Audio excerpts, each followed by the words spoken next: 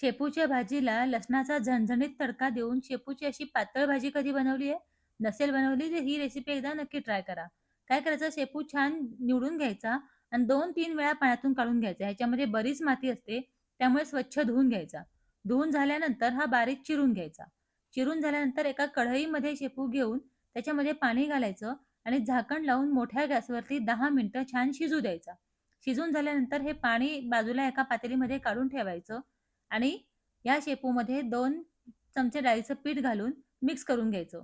असं केल्याने काय होतं, गुठळ्या होत नाहीत. मिक्स करून झाल्यानंतर हे जे काढलेलं पाणी आहे ते पुन्हा या शेपूमध्ये घालून घ्यायचं.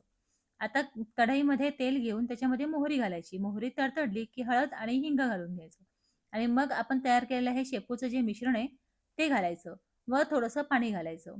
पाणी घालून झाल्यानंतर लसूण, मिरची, आल्याचा ठेचा घालायचा, चवीप्रमाणे मीठ घालायचं आणि 1 वाटीभर आंबट ताक घालायचं.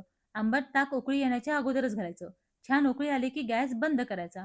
गॅस बंद करून झाला की मग तेल गरम करायचं. तेलामध्ये मोहरी घालायची. नंतर बारीक चिरलेला लसूण घालायचा, 1 चमचाभर लाल तिखट घालायचं आणि हिंग घालायचं आणि लाल मिरची घालून घ्यायची.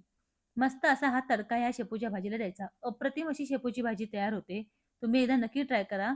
आवडली असेल तर चॅनलला लाईक, शेअर आणि सबस्क्राईब करायला विसरू नका. भेटू पुढच्या रेसिपीमध्ये. तोपर्यंत बाय.